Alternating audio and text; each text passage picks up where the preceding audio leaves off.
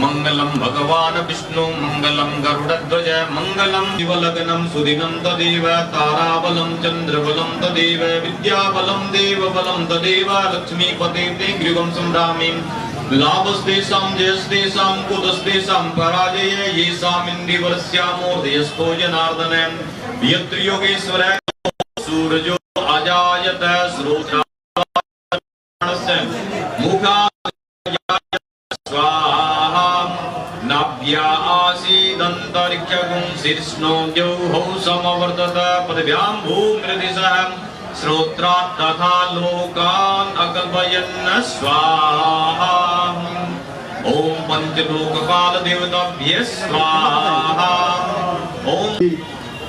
और आज सभी भाजपा परिवार के मेरे सदस्यों, आप सभी को मैं बहुत बहुत बधाई देता हूं आज के उद्घाटन इस अवसर पर जो सभी आज यहाँ पहुंचे हैं।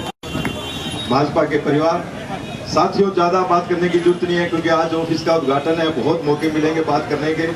लेकिन मैं आपको एक ही बात कहूंगा कि ये चुनाव, अपना चुनाव, जैसे हम सरपंच का चुनाव लड़ते हैं, मेंबर का चुनाव लड़ते हैं, एमसी का चुनाव लड़ते हैं, इस चुनाव को हम ये समझकर लड़ेंगे तो अवश्य हम 6 लाख से पार जीतेंगे, ये कोई रोक नहीं सकता। और कल शाम को मैं एक इलाहाबाद में वीडियो देख रहा था कि शैलजा जी, कुमारी शैलजा जी कह रही थी कि मेरा चुनाव लड़ने का कोई मन नहीं था, मैं सिरसा आना नहीं चाहती थी, मुझे तो ऊपर वालों ने भेज दिया, सर्वे हुआ। अरे जो पार्टी सर्वे कराएगी वो तो दिखाएगी, तो जो चुनाव लड़ने आया है वो ये बात कहता है कि मुझे तो आने की जरूरत नहीं थी सिरसा में, मेरा मन नहीं था, तो वो हमारा क्या करेगी। और सबसे बड़ी बात हमें लोगों को जो समझानी है, मेरे परिवार के सदस्यों, जो 1996 के बाद सिरसा छोड़कर चली गई, कभी सिरसा नहीं आई, भाई अशोक तंवर जी तो हमारे बीच में रहे, चाहे वो कैसे भी रहे, किसी तरह भी से भी रहे, वो हमारे बीच में रहे लगातार। और वो तो आप कहाँ की कहाँ अम्बाड़ा चली गई। उसके बाद फिर जब देखा अम्बाड़ा वालों को धोखा दे दिया तो वो फिर सिरसा आ गई। अरे सिरसा वालों ने क्यों भगाया था उसको? क्योंकि वो सिरसा वालों को धोखा देती थी, कोई काम नहीं करती थी, इसलिए सिरसा वालों ने बताया कि अब की बार तू बहुत बुरे तरीके से हारेगी, तो वो अम्बाड़ा चलेगी सबको। क्योंकि हरियाणा के जो लोग हैं वो बहुत समझदार हैं, सीधे साधे लोग हैं, उनको बेवकूफ बनाने के लिए अम्बाड़ा चली गई। अब उसने देखा कि वो पीरियड निकल गया, अब अम्बाड़ा में नहीं जीत पाऊंगी, तो फिर सिरसा आ गई। और सिरसा के लोग बहुत समझदार हैं। मेरे परिवार के सदस्यों, भाजपा परिवार के सदस्यों, हमें अब की बार ऐसा करना है कि वो कभी यहाँ सिरसा की तरफ या अम्बाड़ा की तरफ या हरियाणा की तरफ देख भी ना पाए। हमें उसको इतने वोटों से हरा के भेजना है। लेकिन ये चुनाव, जब तक हम अपना चुनाव नहीं समझेंगे तो हमारा चुनाव भारी मतों से आगे नहीं निकलेगा। तो मैं इसके साथ ही आप सभी को बहुत बहुत बधाई देता हूं और धन्यवाद करता हूं सभी कि दूसरी पार्टियों के उम्मीदवारों को 15 दिन लगे निर्धारित करने में। अरे ठीक ठीक लगाओ सुनील भाई, 15। जी गुड़गांव का तो भाऊजी ठीक करे कि गुड़गांव का तो फैसला अभी भी नहीं लिया। तो ऐसे जो लोग हैं, मैं समझता हूं कि बहुत गंभीरता के साथ हमें नहीं लेना चाहिए। और अभी हमारे भाई देव कुमार जी भी कुछ कह के गए थे, तो मैं तो इतना ही कहना चाहूंगा कि मैं मजदूर किसान फौजी का बेटा हूं। हम स्वाभिमानी और खुददार लोग हैं और यही हमने सीखा जीवन में कि ना किसी के साथ गलत करो और ना गलत सहन करो। तो इसलिए वो भाई कुछ चीजें बोल करके गए, मैं तो उनको इतना ही कहूंगा अभी तो, क्योंकि ये दिखे थे इस तरफ जाते हुए, कहीं किसी से मिलने गए होंगे, तो वो कह रहे थे किसी नेता के बारे में। तो मैं इतना ही कह सकता हूँ कि अशोक तंवर ने ना किसी से लड़ाई लड़ी और ना मैं किसी से लड़ना चाहता।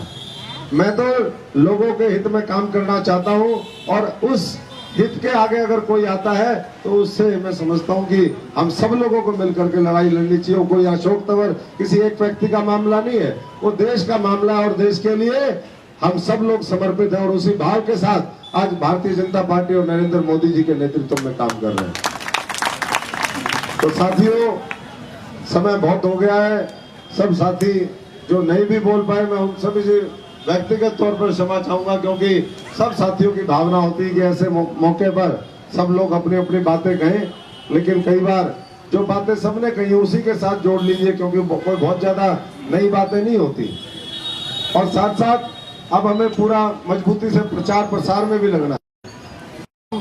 जमीन पे आज से हमारे बहुत से नेता जो यहाँ पर नहीं पहुंचे हैं, उस दिन परसों एक फैसला और हुआ था कि अब पार्टी के जितने हर रोज गांव में जाकर के जनसभाएं करेंगे, अगर वो शहर में है तो नुक्कड़ सभाएं करेंगे।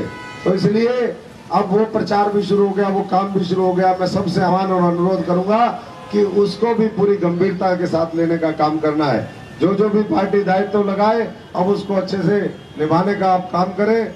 और अभी साथी कह रहे थे कि भाई मैं अशोक तंवर हूँ, इस तरह का कुछ है, तो भाई अशोक तंवर तो बहुत छोटा सा सिपाही है इस संगठन का। अपने आप को नरेंद्र मोदी जी समझे, अपने आप को भाजपा समझे, अपने आप को जो है इस देश का मजबूत सिपाही समझे। और देश के इस मैं समझता हूँ कि लड़ाई के अंदर हम लोगों को पूरी ताकत के साथ सुनिश्चित करना है कि जो भी ऐसी ताकतें इस देश को कमजोर करने वाली हैं, हम उनके डट करके मुकाबला करें। कल बहुत से साथी, मैं कई दिन से सुन रहा हूं और मुझे लगा कि ये उपयुक्त यहाँ पर समय भी है ये बात बोलने का। कई बार लोग चर्चा कर देते हैं, कहते हैं भाई क्योंकि किसी के खिलाफ अगर कुछ ना मिले तो कुछ ना कुछ तो ढूंढना पड़ता ही है, धक्के से ही ढूंढ लो भाई। तो कुछ इस तरह का कई दिन से मैं देख रहा हूं। लोग कहते हैं कि भाई अशोक तंवर ने कई पार्टी बदली।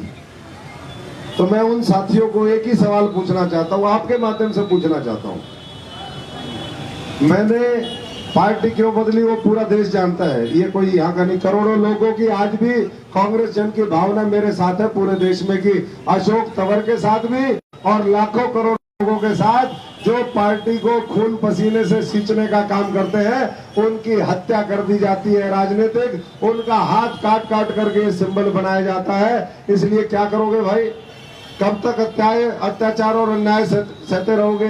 ये हमारे भाई यहाँ पर खड़े हैं, भूपेश मेहता जी और बहुत साथी मिलेंगे ऐसे, तो कब तक आप सहन करोगे? तो इसलिए कोई बहुत ज्यादा मुझे नहीं लगता कि ये मुद्दा बचा है। और दूसरे भी हमने और लोग देखे किस तरीके से उन्होंने कहा, लेकिन मैं एक बात पूरी जिम्मेदारी के साथ यहाँ पर कह सकता हूँ कि 15 साल पहले जब मैं आपके बीच में आया था चुनाव पहले लड़ना, 8 अप्रैल को आपके बीच में आए थे, वो 8 अप्रैल 2009 से लेकर के और 15 साल हो गए। अशोक तंवर ने आपके साथ तो किसी के साथ धोखा नहीं किया। सिरसा के 20 लाख हमारे जो वोटर है, 35-40 लाख जो आबादी है, मैं कहीं भी रहा लेकिन हमने उनकी मजबूत लड़ाई लड़ी। अगर घग्गर टूटी 2-2, 3-3 बार तो अशोक तंवर 1-1 महीना उनके बीच में था। अगर कोई किसान मजदूर कोई भी व्यक्ति संघर्ष कर रहा था तो उसके साथ था। यहाँ के विकास के लिए 45,000 करोड़ रुपए लेकर के आया था। एक गांव में हरियाणा।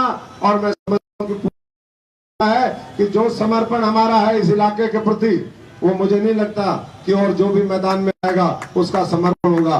पूरी गंभीरता के साथ की गारंटी है ना, काम के पूरा होने की गारंटी।